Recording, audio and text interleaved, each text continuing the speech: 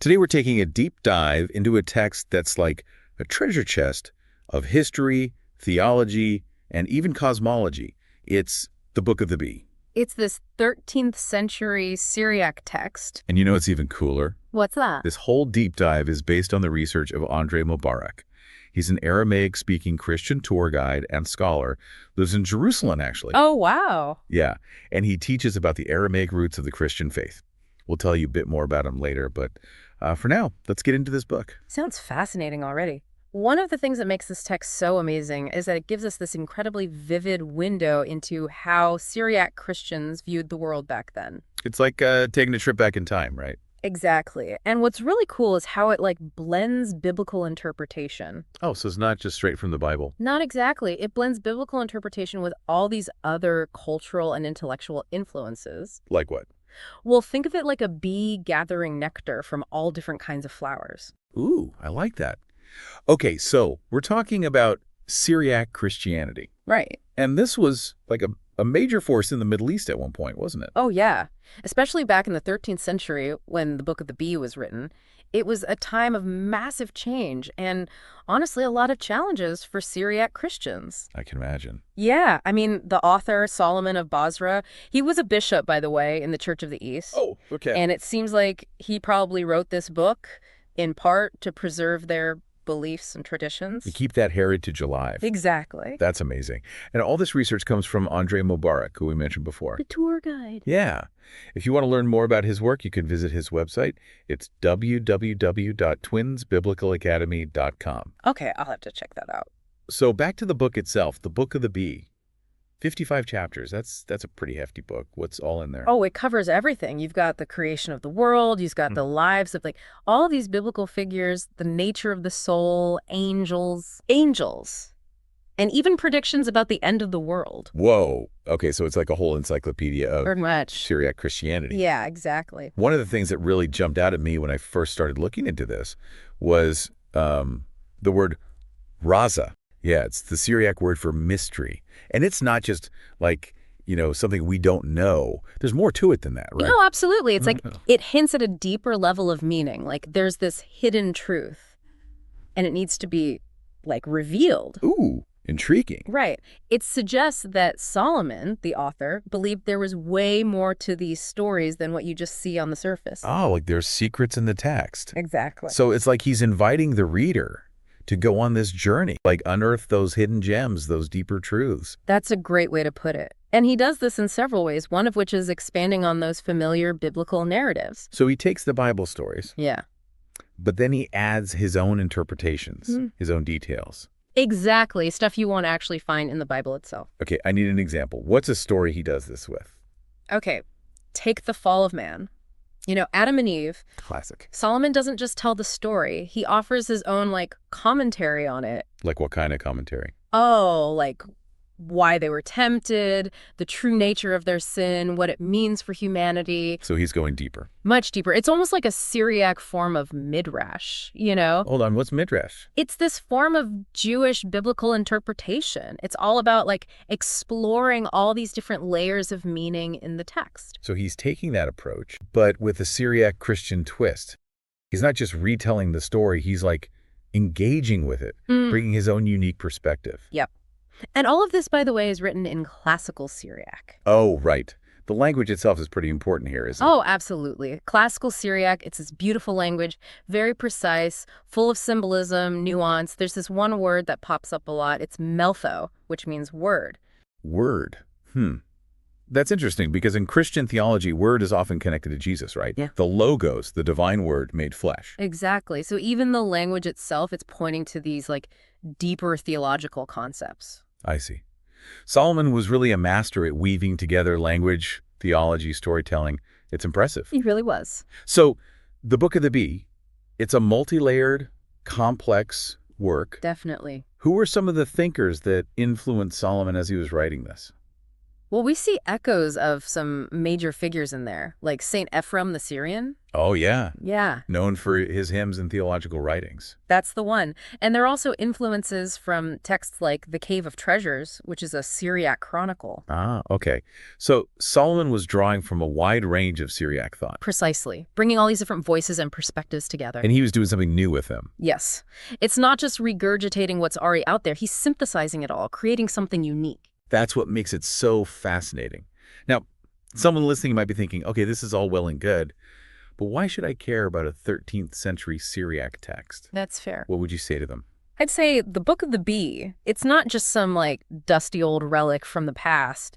It offers us valuable insights into the history of Christianity as a whole. Ah, okay. It shows us how biblical interpretation evolved. I see. And it lets us peek into the cultural world of Syriac Christians. A whole different world. Yeah. And remember, it's all thanks to the research of Andrei Mubarak, our guide through this fascinating material. Be sure to visit his website. It's www.twinsbiblicacademy.com to learn more about his work. So we've got a sense of the context, some of the key themes. Right. Let's dive into one of the most interesting parts of the Book of the Bee. What do you say we explore its take on the end times? Now we're talking. This is where things get really interesting. Solomon, he doesn't hold back. He paints this super vivid picture of what leads up to the end of the world. Oh, wow. Like what? Well, he draws on all these biblical prophecies and Syriac apocalyptic predictions. Okay. He talks about wars, famines, natural disasters, even like a powerful antichrist figure. Well, it's like full-on apocalypse. Yeah, pretty much. Makes me think of the Book of Revelation, you know? Definitely. All the symbolism, the dramatic imagery. Revelation had a huge impact on how Syriac Christians thought about the end times. Makes sense. But Solomon, he adds his own unique spin to things. He brings in stories and interpretations that reflect, his specific context. So it's apocalyptic, Uh-huh. but with a personal touch. Got it. What kind of unique elements does he bring in? Well, for one, he spends a lot of time on angels and demons. The angels and demons. Yeah, like their role in this final battle between good and evil. Ah, I see. He even gives you these detailed descriptions of different kinds of demons. He does. Yeah, and their powers too. That's pretty wild. It is. It's like he wants his readers to be totally prepared. For the end of the world. Yeah, spiritually, mentally, he wants them ready for what's coming, and he doesn't sugarcoat anything. Yeah, it sounds pretty intense. So it's all doom and gloom then. Not quite. Remember, Solomon was writing for a community that was facing real danger. Right. So, yeah, there's judgment, there's destruction, but he also wanted to give them a sense of hope. Oh, okay. I get it. So where's the hope in all of this? Well, he emphasizes the ultimate triumph of God's kingdom, the resurrection of the dead, and the creation of a new heaven and a new earth. Wow. Okay, so it's like, yeah, things get really bad, Yeah.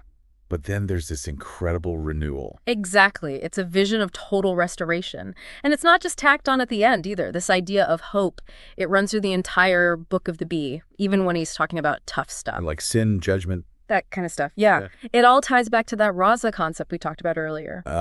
The mystery. Right. Even in the darkest times, there's always a deeper meaning. A hidden truth just waiting to be found. I think you've got it. Even in suffering and chaos, there's a divine plan unfolding. Powerful stuff. So we've talked theology, apocalypse. What about the history in the Book of the Bee? I know it covers biblical stories and figures, but does it ever touch on broader historical events? It does. Solomon was clearly a very educated guy, and he had this real interest in history. It talks about the rise and fall of empires, major battles, even some local legends and folktales. Wow, so he's connecting the biblical world to the larger world around it. Exactly. He's weaving it all together, and he does it in a way that's both informative and entertaining. Not just a boring history lesson? No way. It's more like he wanted to engage his readers, spark their curiosity. To make them think about the past in a new light. Exactly. And it's not just the history, the whole book. There's this vividness to the imagery, the storytelling. It's not dry at all. Not at all. Solomon was a gifted writer. It sounds like it. It's like he's trying to bring these complex theological concepts to life. And to make them accessible. Right, for a wider audience. He wasn't just writing for scholars. It's more like for the whole Syriac Christian community. Exactly. And that makes his work even more amazing, He found a way to write something that's both intellectually deep and engaging for everyone. That's a rare skill. And that passion for sharing Syriac Christian heritage. It reminds me of Andrei Mubarak, the researcher who made this whole deep dive possible. If you haven't checked it out yet, his website is www.twinsbiblicalacademy.com. Such an important reminder that these aren't just abstract ideas or old books. They represent this living faith. Right. Okay. We've covered the context, the apocalyptic stuff, the storytelling. But there's one more thing I want to touch on.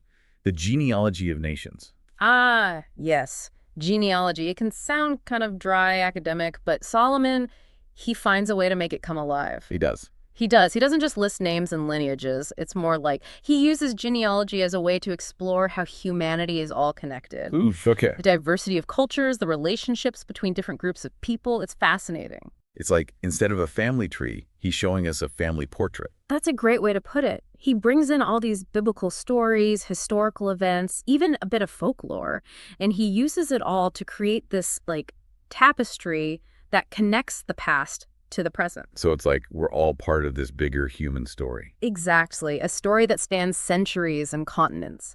And he's honest about the complexities, the conflicts, wars, the rise and fall of empires. He doesn't shy away from any of it. But there's a purpose to it all. Right. He always tries to find a deeper meaning, a spiritual lesson. It's not just about who begat whom. It's about understanding those forces that shaped history. Yes, and what we can learn from them. And it all ties back to why he wrote the Book of the Bee in the first place. To help people make sense of the world. Precisely, both the physical and the spiritual. It's like he's providing a roadmap for navigating life and faith. I like that. And what's cool is he doesn't just stick to biblical sources. Oh, really? He draws on all these different traditions, Jewish, Persian, even Mesopotamian influences. Wow. That's a pretty diverse range. He was a man of his time, engaged with all those intellectual currents in the Middle East. He saw value in learning from other cultures. And that's a lesson we can all take away from the Book of the Bee, don't you think? Especially in today's world. Absolutely. Being open to different perspectives, learning from other traditions, it's crucial. And Solomon's example is a great model for us. I think you're right. Okay, we've talked about so much the history, the apocalypse, the storytelling, even genealogy. It's clear the Book of the Bee is full of amazing insights. Definitely. And we've only just scratched the surface. There's so much more to discover. Absolutely. And I hope everyone listening will, dig deeper, explore further. It's a journey worth taking. And if you're looking for a guide on that journey, I highly recommend checking out Andrei Mubarak's work. You can find him at www.twinsbiblicalacademy.com. His research has really brought the Book of the Bee to life. It has. All right, so as we wrap up our deep dive into the Book of the Bee, what's the one thing you want listeners to walk away with? I want them to come away with an appreciation for Syriac Christianity. It's this rich, complex tradition. It's often overlooked. But it has so much to offer. Exactly. It's incredible that Solomon was writing for this very specific audience. Syriac Christians living in a world that wasn't always friendly to their faith. Right.